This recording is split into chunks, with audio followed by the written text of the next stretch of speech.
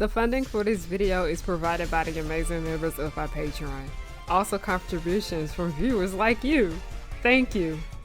Yeah, I started from PBS Kids. What you gonna do? Fight me? Anyway, roll the video.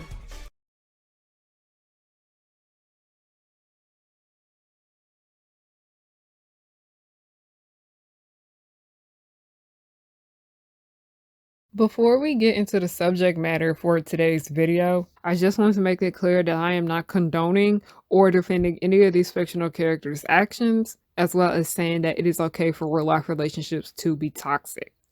For the most part, this video is a defense of those artists who make art about toxic relationships because while, yes, people use art as a way to escape the hardships of life, it is also wrong to act as if these stories do not exist and that people should be able to tell these stories about their struggles with dating and such. Also, take a shot of water every time I say the word toxic. So Harry, how's the semester going for you? Well, my nails aren't done. They're breaking out. The X on my hands, it's very much itchy. And my hair's in a do-rag. Like, yeah, that's how the semester's going. So if you guys have been following me on my other social media platforms, you will be aware that I love me some Usher. Like, I love him, okay? My everything. And I've been listening to Usher's music since I was like a little girl. I've always been a big fan of him, mainly because that is what my dad would play all the time, and I would just sit there and listen to whatever he's playing on the boombox. And as an adult, I still very much listen to a good chunk of Usher's catalog. He makes amazing music, but there's just this one ongoing trope that is in his song, and he loves to sing about some toxic relationships. Like, some of his most well-known songs, you guessed it, are about toxic relationships. Now, also playing Jermaine Dupri, because Jermaine Dupri has been known for having not so great relationships, and he would write down the shit for Usher and be like, yeah, you gonna sing about my trauma. So I'm gonna sit here and read you guys two different songs by Usher that are both about toxic relationships in some kind of way. The first one we are going to do, if you follow me, you know what it is. It's My Way. Judge me, I'm just gonna rap it. Okay, let's get it. Don't check me. It was your girl who let me take it this far then. Ooh wee. Let her have it any chance that she could get what you think you a baller. And I ain't gonna call her. Clip that. You can get mad if you want to. Say whatever you want, but she still gonna give it up. She likes it my way. My way. My way. My way. You can't satisfy her needs. She keep running back to see me do it my way. My way. My way. So basically in the song My Way, he's singing about a woman whose man is just like not doing it for her. She keeps running back to Usher because he gives her what she's lacking from her current partner. So the next Usher song that we're going to talk about is One Day You'll Be Mine. That also came from the same album that My Way did. But what's bad is that I know you got a man and he'll never understand. The chemistry between me and you, baby. Something inside of me is saying you and I were meant to be. If you can think it, you can have it. That's why I believe. One day you'll be mine. Oh, baby. No more creeping, sleeping around, whispering when he's around. One day you'll be mine, mine. Say one day you'll be mine. So with My Way, Usher is just talking about how she keeps running back to him. But in One Day You'll Be Mine, he's not gonna stop pursuing her until she leaves her man for him. And that is very much toxic behavior, okay? But for those of you who do not listen to Usher, let's bring up a childhood favorite song of ours that's literally about a toxic relationship. It's literally in the title, called Potential Breakup Song by Allie and AJ. We got along, we got along, we got along until you did that. Now all I want is just my stuff back. Do you get that? Let me repeat that. I want my stuff back. You can send it in a box. I don't care. Just drop it off. I won't be home. Because without me, you know you're lost. Mine is you. I'm better off. Soon you will know. Basically, in Potential Breakup Song, he's treating her like ass and she's threatening to break up with him unless he get it together. And I'm like, sissy, you gotta do all that. Just leave. What's that thing? Get that head, get that bread, and leave. So moving on from the songs that we all tend to enjoy about toxic relationships, I'm gonna be honest, some of my favorite videos to watch on YouTube are about toxic relationships. Like, you know, those dating reality shows. Look at the numbers that those videos bring in. The people that be making those videos about those dating reality shows, they be making bank off of those videos, okay? And the most listened to songs on Spotify be having hella listens. Like Brent Faiyaz's entire discography. Is it discography when it comes to? Yes, it's discography when it's music. But the numbers are high, and all his songs are about being toxic. And Usher has pretty high listens too on Spotify just as well. And just tell the truth. Y'all love y'all some toxic relationships, okay? Y'all do. Like, plenty of the songs that you enjoy are about toxic relationships. These dating reality shows like Love is Blind, Too Hot to Handle, Love Island are about toxic relationships. Literally, y'all favorite first reality show, the Total Drama series, hella toxic relationships in there, and that y'all ate them up. The YouTube storytime videos that be having the most views be about, you guessed it, toxic relationships. And you want to know why we love toxic relationships? Because they give us good entertainment. We all love to see us a toxic relationship when we're not in it. You see, when people ship something that is indeed toxic, it ain't much different from a lot of y'all that like to watch things that are about people's toxic ass relationships. If you like the song The Weeknd by SZA, you ain't so far off from people that ship Bakugo and Deku from My Hero Academia. Alright?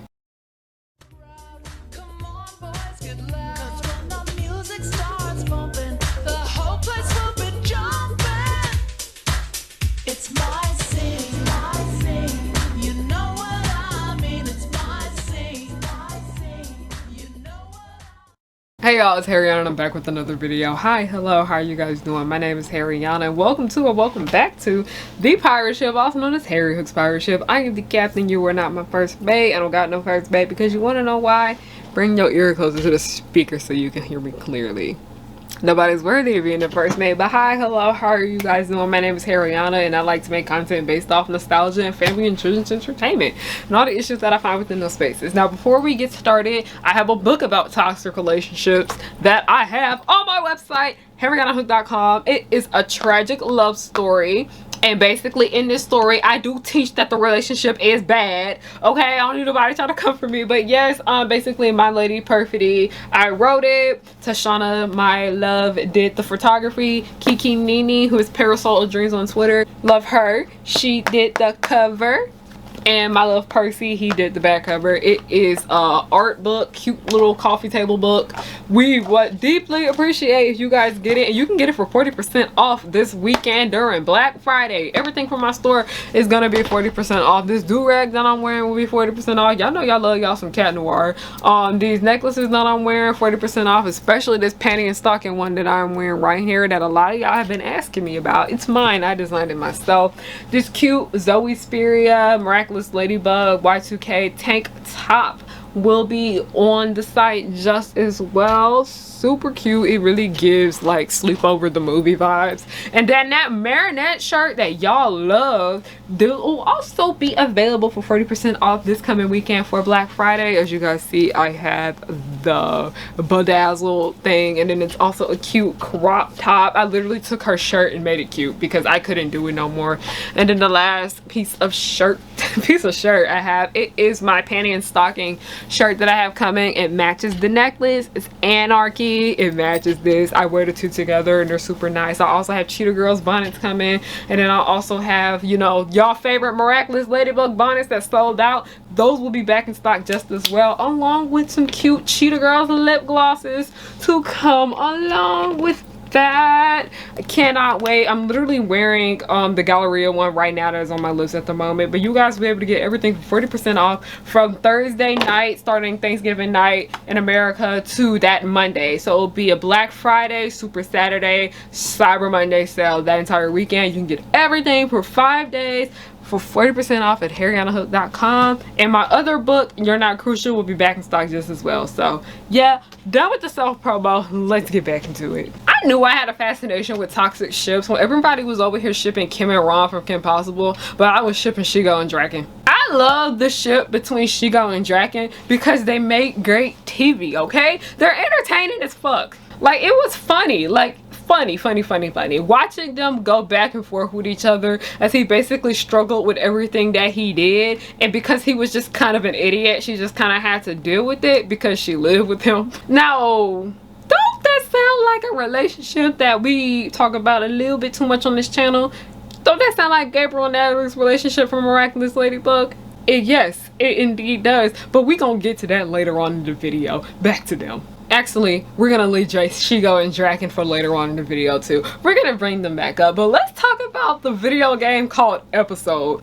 Episode was living it for the girls, the gays, and the days, okay? We love us some Episodes. But for those of you guys who don't know what Episode is, it's basically a game that you put yourself in the story and you get to decide on, by the choices that they give you, what happens next. They most likely give you an extremely out of the ass option, or they'll give you a good option that will give you clean hair and clear skin. But the good option usually costs money, so they want you to pick the option that's like so out of the ass. I remember Tiffany Ferg recently talked about this in her video about mobile games, and I thought it was so funny because I was like, yeah, they do make you pick the worst choices unless you want to pay. But as you know, there are plenty of stories on this app that have to do with dating. Not all the episode stories are about dating, but the most popular stories are. And if you want a decision where the relationship goes along pretty healthy, and then you'll have the decision that is very much toxic, because you do have in-app purchases with this video game, okay? So Episode is funny because it's one of those games that encourages you to make bad decisions, okay? And you want to know why? Because as somebody who has played both sides of Episode, I've paid it completely free, and then I've paid it where I did pay. I was really bored that one summer that I was doing it, okay? Alright, don't ask. I was so bored this summer. I was like, you know what, let's pay to play Episode. The game got boring when I was paying for all the healthy choices. I was way more entertained with the story when I was just doing it for free. And you want to know why Episode encourages you to pick the bad decisions because you don't have to pay for them? Those decisions are the ones that make the game most entertaining. And really, these are like the decisions that like shock the audience the most. Like, listen, this article that I found right here, I be reading Meetable articles all the time. I need to get back into the program. I need to get my little subscription back together. But I'm going to read to you guys this piece of this article that talks about relationships and storytelling, and it sums up everything and how I feel about the game Episode and so many of the other things that I enjoy. All these shows give us wrong lessons like 1. Just hold out. It will be good one fine day. 2. The more drama, the intenser the love. 3. If it is easy, it is probably not the one. The writer of Sex and the City writes that she made Carrie marry Mr. Big as her fantasy, and in reality, that could never happen. But then, why couldn't she write a love story that could happen? Because it's boring. There it is. There is your answer. Secure, healthy relationships are boring, which don't make for good television writing. That being said, like the video game was a source of entertainment for me and people, and when I got bored with it, it's because I wasn't playing it the way it was supposed to be told. The story was meant to be told as a very toxic ass relationship, okay? And also that just means that somebody with little money who wanted to play this game, they would be entertained by the hot mess.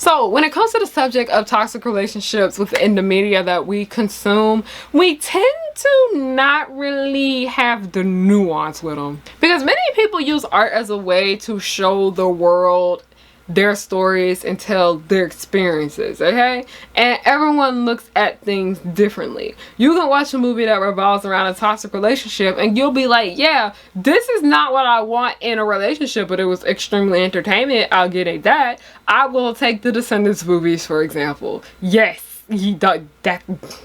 Y'all be like, Harry, when you gonna make more content about the Descendants? Y'all, I be talking about the Descendants all the time in passing on this channel, okay? Alright. But like the Descendants movies, yes, the main couple in those movies are very much venomous, okay? I'm not lying. Like, it literally was a lot of lying, not listening to each other, and drugging.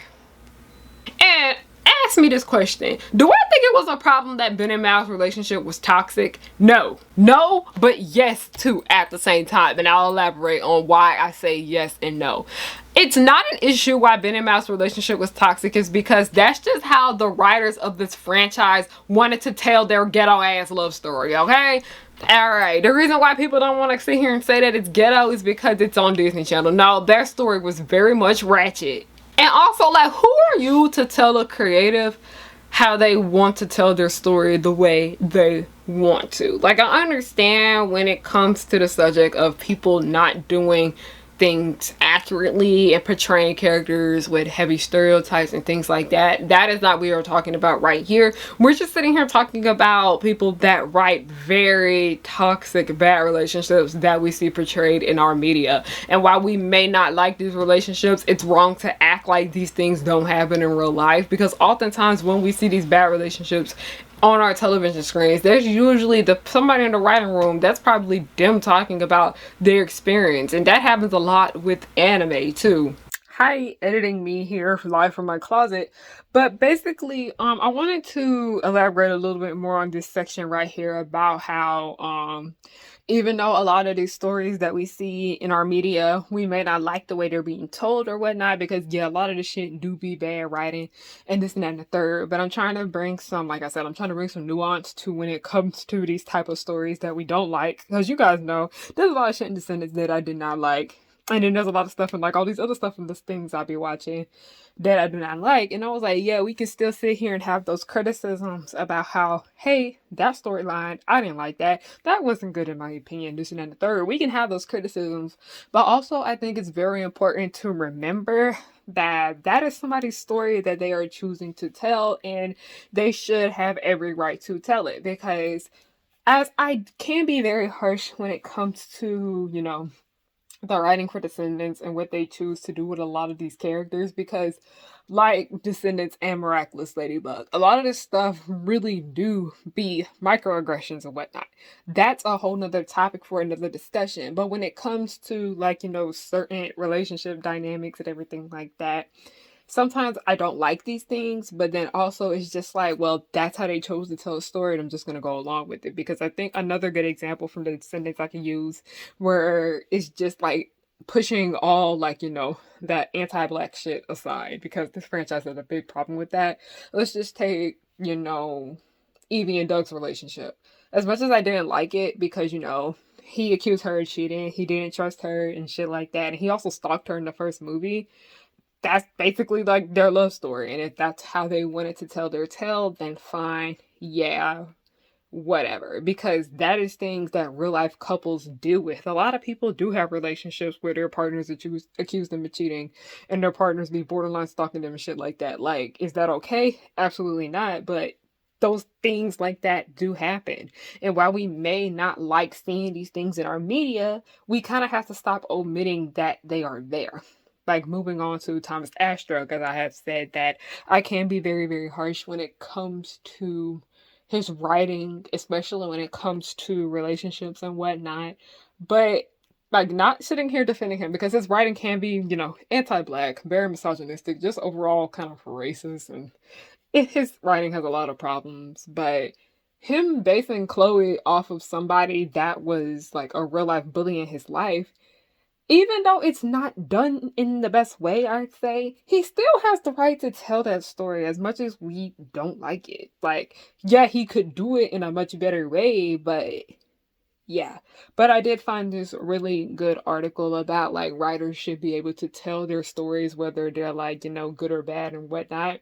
And I'm going to read that excerpt to you, and then we will continue on with the rest of my commentary. What is the story to tell?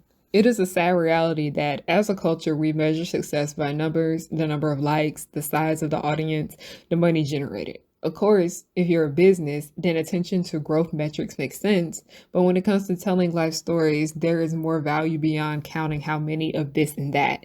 In fact, as humans, we are tethered to stories because they help us make sense of a world and ourselves. Everything we learn, we apply to the stories we already have warehoused in our memory. And in your bank of stories, the most critical ones are the ones you tell yourself. Too often, the stories we keep closest, the ones we repeat over and over again in our heads, are the negative ones. That's our brain doing what it's designed to do for our survival. If something is positive, it doesn't need our attention because there is no danger. If, on the other hand, it's bad, we need to take notice and spend energy to resolve it. The problem is that these negative stories we tell often don't urge us into action. Instead, they turn our heads and become the source of inaction and depression.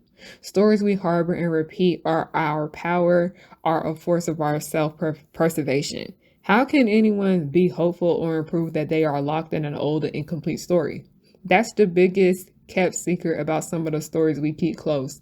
None are the full story because we are a work of progress. Over time, we turn stories of our past into short synopsises and highlight the meaning we are gleaned. We're not exactly objective, though. That's where distortion often seeps. For example, that story you tell yourself about a failed romance in your past becomes, I'm not good at relationships. Subsequently, you adopt this story as true and never vary to believe it.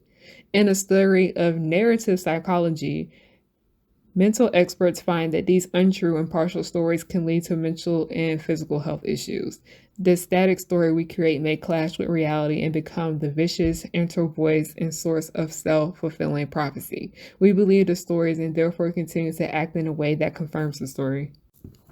Why tell your story? As funny as it sounds, the first reason you should tell your stories is to make sure that, as a key person in your story, you do justice to who you are and who you can be. Over at TED Ed, an article points to studies that highlights how replacing a negative story with one that allows for growth can boost performance and improve mental health. Take the example above where the story is, I'm not good at relationships. Now give that story a positive forward looking spin like, I can be good at relationships, but I'm struggling at the moment. With this refresh, your story permits you to grow, which, of course, you will. One of the most common reasons people share this story is to connect with others. The circumstances of stories may vary, but the underlying feelings are something everyone can understand. Loss, love, rage, and joy are relatable emotions. Throughout stories, we find that we are similar to others and not alone. Think about your closest friendships, those you have lasted over time. What makes the connect so tight? Often, it is the link of shared experiences.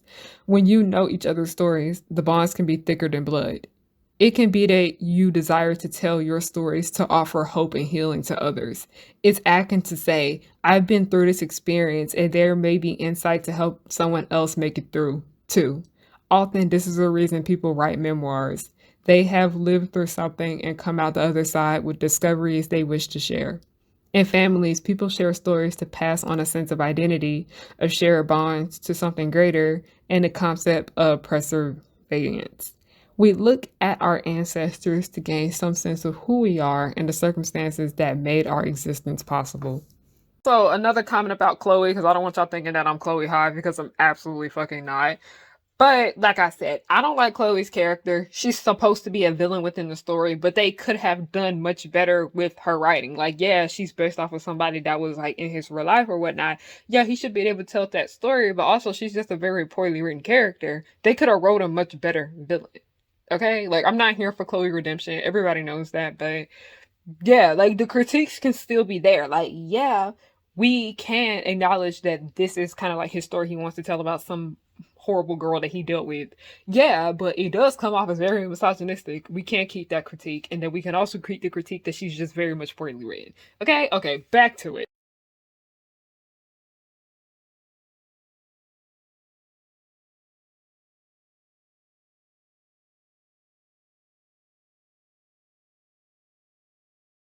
But the reason why Ben and Mal's relationship being toxic is an issue is because Disney portrays this shit like it's something cute. Like, it's completely opposite, okay? Disney wants the audience to idolize this toxic relationship. And because of the way Disney presents it, and it also is an issue with the way Disney presents the main character in this franchise too as a role model, and that this relationship is healthy, is an issue. Like, this couple got an entire wedding special that was advertised everywhere. I couldn't escape it. And it's just funny because when I go back and I look at all the promotions for Ben and Mal's relationship when it comes to Descendants overall, Disney tries to make it look like it's this super duper healthy relationship, when actually if you sat there and you watched the movies yourself and you read the books and you even watched the web show, because the web show I think is where their relationship was the most healthiest, even though there still were some issues with it there, you would know that Ben and Mal's relationship was very much venomous. Their relationship was not what Disney tried to present it to be. It's not a problem that their relationship was horrible. It's the fact that Disney in their promos try to act like that it's something that it's not. And that's just something that I've always had a big issue when it comes to Disney and their promotions. Because recently I remember they got ate up for doing this with Encanto with Lucia. Where Lucia, y'all be eating me up every time I mispronounce her name. I am sorry. I have an accent. I'm trying my best. But Lucia, basically, they were talking about she knows how to juggle it. And I was like, did y'all not watch the movie? Because baby girl was suffering. Baby girl was tired. She can't handle it. And then another time they were talking about we love a good dad. And it had Chicken Little and his dad. And I was like, did y'all not watch your own movie? That man was terrible to his son. But as Descendants did come out when I was a kid, I did think Ben and Mal's relationship was cute. But so much of that had to do with the way Disney was promoting it. But then when I entered adulthood and then I slowly started to mature, I realized that that was not it. And yes, I am about to praise Miraculous Ladybug for doing something right for once. This is about to be about the relationship between Gabriel and Natalie in the series as Miraculous Ladybug, because their relationship is about as ghetto as Ben and Mal's relationship from Descendants. But you want to know what? Miraculous Ladybug is not gonna sit here and act like this relationship is cute and okay. They ain't never promoting Gabriel and Natalie's relationship like it's something cute. This franchise has never portrayed Gabe Nat as something that should be idolized. They never act like this relationship is cute, because it is very much a tragedy. So here's a brief breakdown on what Gabe Nat is. Gabe Nat basically is the ship name for Gabriel Agreste and Natalie Sanker from, you know, Miraculous. Y'all know this. If you follow me, you know I talk about Natalie all the time. She's literally me. My good and my bad traits. I understand this dynamic a little bit too well, and I relate to Natalie a little bit too much. I see too much of myself in her character, but I've been working on it. And it wasn't necessarily dating stuff, but like the similarities were there between the dynamics I have with certain people. But y'all not here for my drama, y'all here for theirs. So basically, Gabriel Agreste is a famous fashion designer and Natalie is his assistant. And the funny thing about it is that they've never actually said her last name in the show. So none of us know if we're pronouncing that shit correctly. So it's whatever. I don't know why the show does that shit. But anyway, she is in love with him. He is in love with her. I'm not about to argue with nobody on that, alright? But it's complicated because while Gabriel does love her, he does not respect her. And part of that has to do with the fact that he is just still stuck on his wife that is on life support. And it's kind of like he treats Natalie like a second option because she is a second option to him. Like, we have seen Gabriel lie to her. We have seen Gabriel yell at her. And up until recently, you know, over 100 episodes in, we started to see her stand up to him. Gabriel and Natalie are very much dependent on each other. A lot of people like to say, oh, it's just Natalie that's dependent on him. No, baby, Gabriel is dependent on her too. Like, yeah, Natalie lived with him. And then also Gabriel signs Natalie's paychecks. And mostly everything in Natalie's life revolves around Gabriel. So yes, it is more in your face when it comes to Natalie being dependent on Gabriel. But Gabriel does not know how to function without Natalie.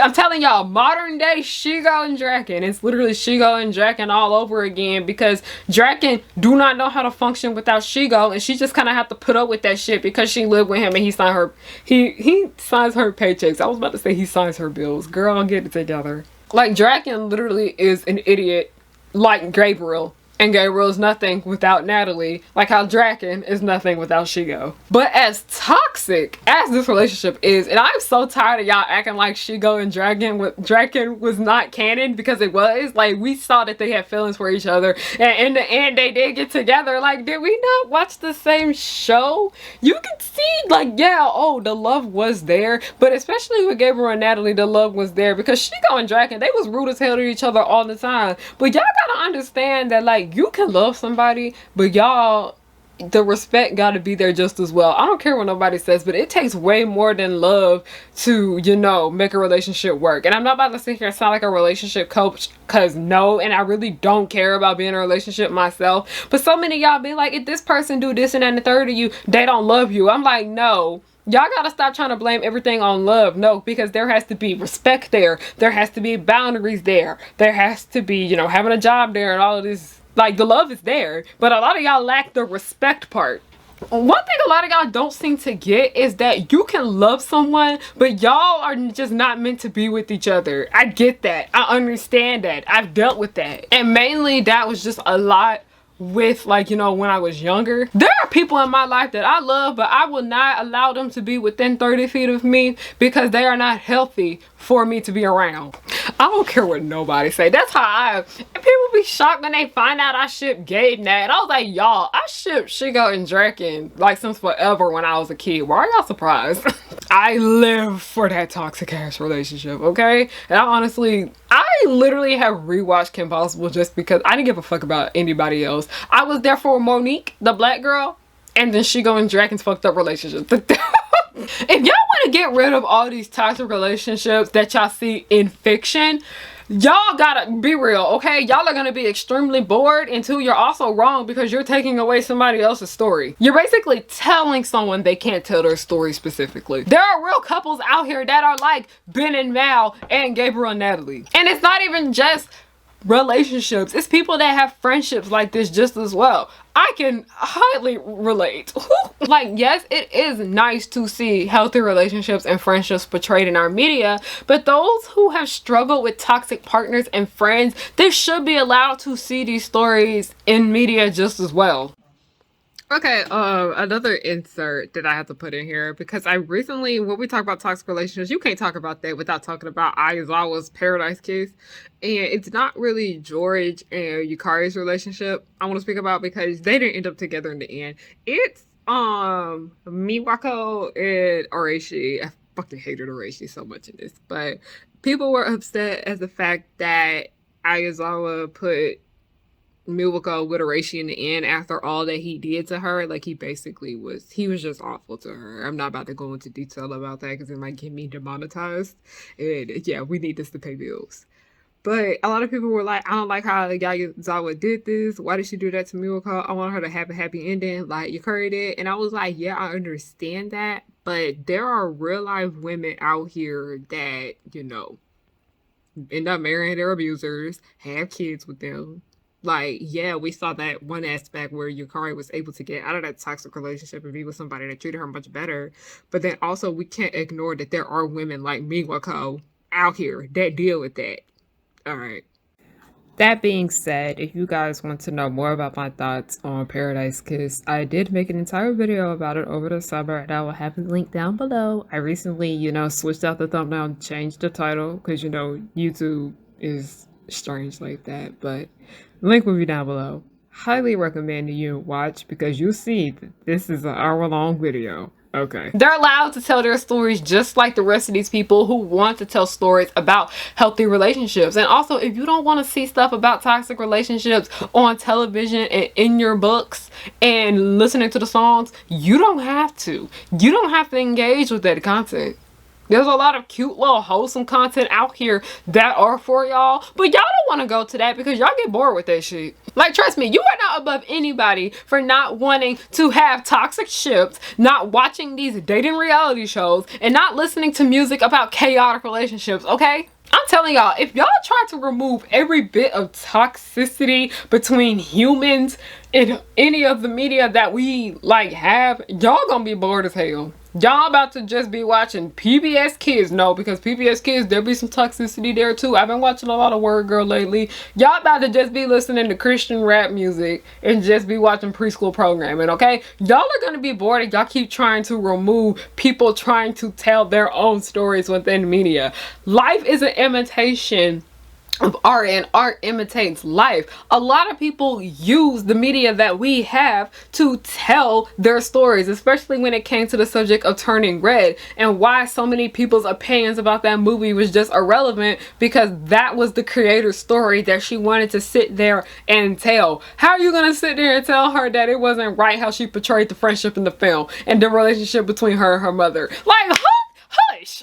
And people tend to think that if they, you know, engage with these stories, or they do talk about their past horrible relationships and whatnot, that makes them a bad person for sitting here and creating that art. And no, like, you're not a toxic person if you love how much of a mess Janine and Tariq's relationship from Abbott Elementary is, okay? Because I saw a lot of people were talking about y'all shouldn't ship Janine and Tariq together, and I'm like, hold on. I would much rather have her with Greg, but if people want to ship her with Tariq, I understand it, because they in fact do love each other, but just because you love somebody don't mean that you should be with them. It's entertainment, y'all, okay? It's entertainment. Please calm down. And if you want to write about your last toxic relationship that you were in a book, or create a web series, or write a song about it, by all means go ahead and do so. Because the main reason so many of us tell stories about toxic relationships and we write about the horrible experiences that we have dealt with in our life and everything like that, like literally in my book You're Not Crucial, so many of the people that I was talking about in that book were very much toxic for me, and I'm glad they no longer in my life. But while You're Not Crucial is my story, and it is very dark and it is very heavy, because a lot of people have told me that it was a bit of a tough read for them to read, that was my story that I chose to tell, and I knew that me talking about my experiences would have been entertaining. Some of y'all just need to sit here and understand that the world is not like a super duper cute place that you are trying to portray it to be, and that people use art as a way to escape it. So many people have dealt with so many things, and they use their, you know, the sources that they have and whatever to, you know, tell their story and see if anybody can relate or help somebody that may be in a similar situation. Because I didn't even realize that my book helped one of my friends because of what she was dealing with. That was something that was so similar to me. So it just, I'm sorry y'all, my book, let me calm down. I'm gonna close out on this note because I don't want to get very emotional, but like, if you want to tell your story because you know it will be something, even though it is toxic, it's gonna be entertaining as hell, by all means go ahead and do it. I understand that a lot of times we don't want toxicity. Sometimes we just want something that is cute and very much wholesome. But for me, for every 7 toxic things, as I was saying before the camera cut me off, I'll need like 1 wholesome thing to balance it out, and then I'll be good to go. Okay? All right. Anyway, thank you guys so much for watching this. I hope you guys enjoyed it, and I hope you guys got something out of this, because yeah, I got the inspiration to make this video from my friend Turb, Theo, I love him, but basically his video, toxic relationships for dummies, and I was like, yeah, I think I need to make the toxic relationships for dummies, but make it for like, you know, a film perspective, art perspective, because the kinds of takes that I have been seeing, and a lot of this stuff is coming from like, you know, companies like and everything like that, and I was like, why are y'all trying to stop people from telling these kind of stories as if they don't exist in the real life? Like, come on, we gotta talk about these kinds of things. And art and media really have helped a lot of people when they realized that they work in similar situations as these fictional characters, and they were able to find ways out and do better about themselves and help themselves and everything like that. And like I said, because that's like a real person telling that story, and this is just kind of like their way of helping somebody else that would be going through the same thing. Like, art is just something that is just so amazing to me, because while it is there as entertainment, it also is just there to help people. So thank you guys so much for watching this video. The space heater is okay. I was freezing earlier and I put the space heater in here so, you know, I will warm up. But once I started recording, I got high. I'm burning up now. But thank you guys so much for watching this video. You loved it. I hope you loved it. But if you liked it, please make sure you give it a thumbs up. Helps the algorithm. Leave a comment down below. Comment. I want to see how far y'all have gotten. Comment. My favorite candy is... No. Comment Harriana's favorite candy is white Reese cups. Comment that down below. That's how I'll know you watched the whole thing, and I appreciate it if you watched the whole thing with the ad blocker off. But my website will be there. You guys want to go ahead and purchase merch now, you can, but you know, Black Friday sale is coming up soon. Everything will be 40% off that entire weekend. See y'all there. Be there or be square. Okay, it's a 5-day sale. Okay, so if you don't get this deal now, haha. But moving on, follow me on Instagram for sure, because that's another platform I'm very much active on. I have all my other socials down below. Everything is just Harriana, HARIYNNA. Thank you guys so much for watching, and have a good night. 'Cause I work hard to get to this point in my life.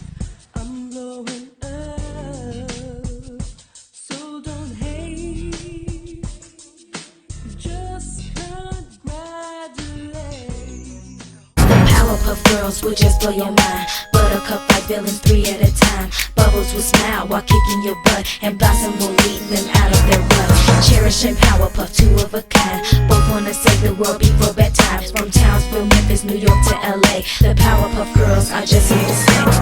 They coming through and fighting, and everyone they're shocking. You know no one can stop them all because of the chemical X. They coming through and fighting, and everyone they're shocking. You know no one